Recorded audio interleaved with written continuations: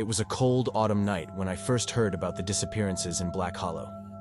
I wasn't one for superstition, but something about the way the townspeople spoke, hushed whispers, nervous glances, made me uneasy. I'd just moved here, thinking a small town would offer some peace after the chaos of the city. Instead, I found fear lurking in every shadow. The first child vanished a month before I arrived. Little Emma, a bright-eyed girl of 7, disappeared on her way home from school. Her parents thought she'd wandered off to play in the woods, but when a search party was sent out, they found nothing. Not a footprint, not a shred of clothing. Nothing. The woods surrounding Black Hollow seemed to swallow her whole.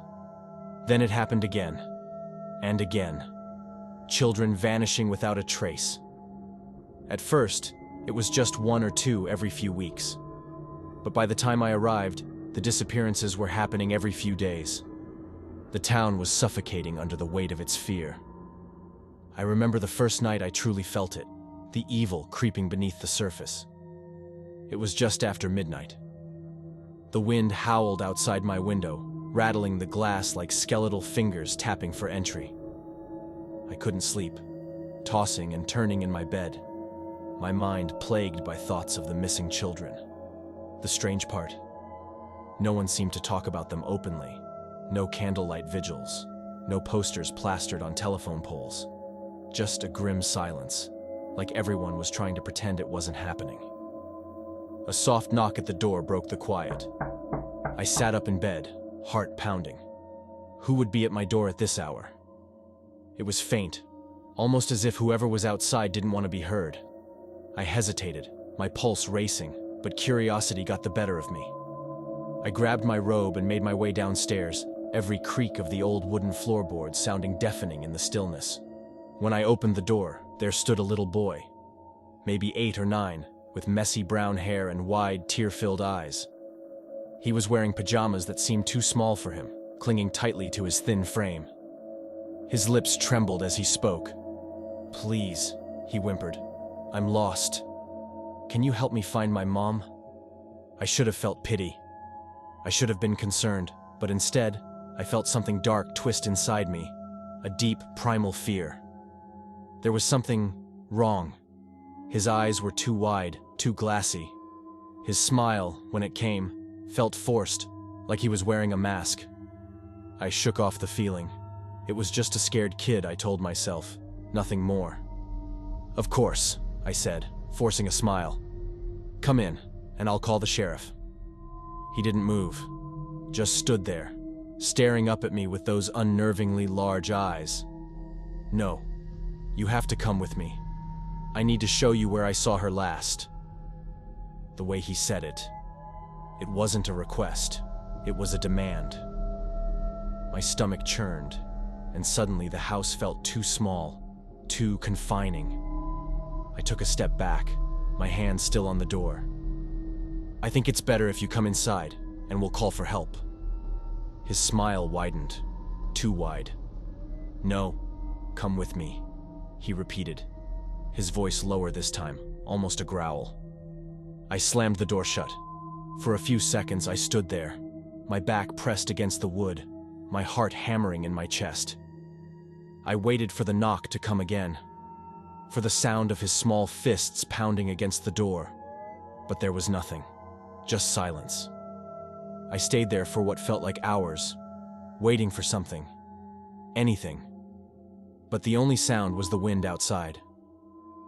Finally, I gathered the courage to peek through the window. He was gone. The next morning, I went into town.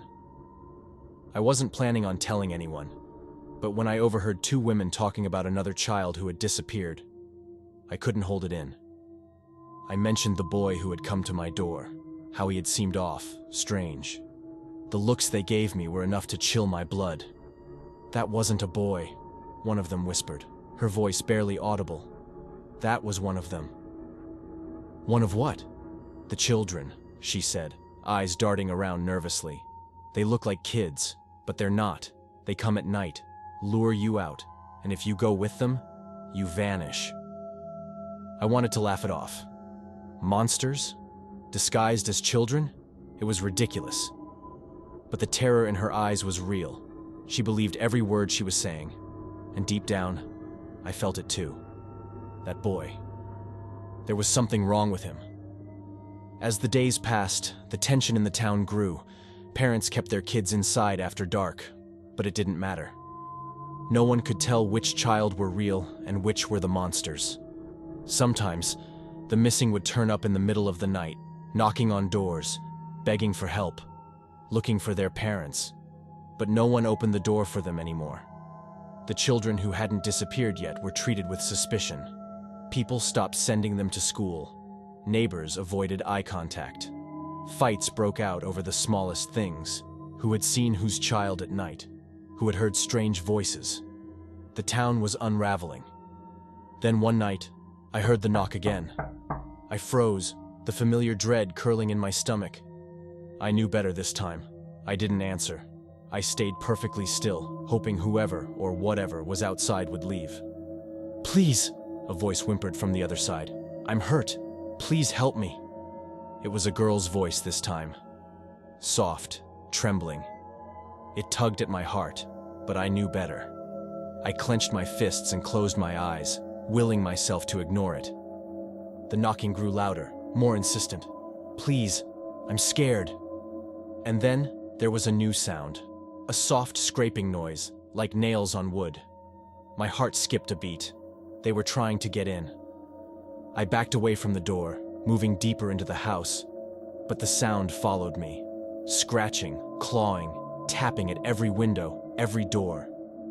I could hear whispers now, low and menacing, slipping through the cracks. "We just want to play. Come outside. Don't be afraid." I clamped my hands over my ears, trying to block it out, but the voices burrowed into my mind. They were inside my head, twisting my thoughts, turning my fear into something sharper, darker. And then, just as suddenly as it began, the noise stopped. I opened my eyes. The house was still, the only sound my ragged breathing. Slowly, I made my way to the window and peered out. There they were, a group of children, at least 10 of them, standing in the street, watching my house. Their eyes glowed faintly in the darkness, too wide, too bright. Their smiles were wrong, stretched too far across their faces. And then, one by one, they turned and disappeared into the shadows. I didn't sleep that night.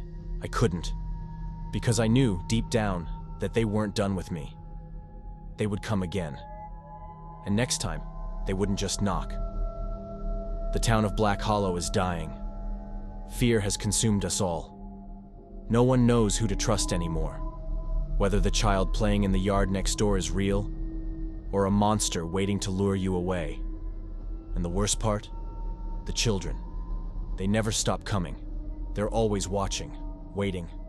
And I know someday soon, they'll finally get in. If you made it to the end of the video, thanks for watching. Don't forget to subscribe and hit that like button. It really helps my channel grow. And if you have a scary story you want me to tell, drop me an email. Stay safe and stay scared.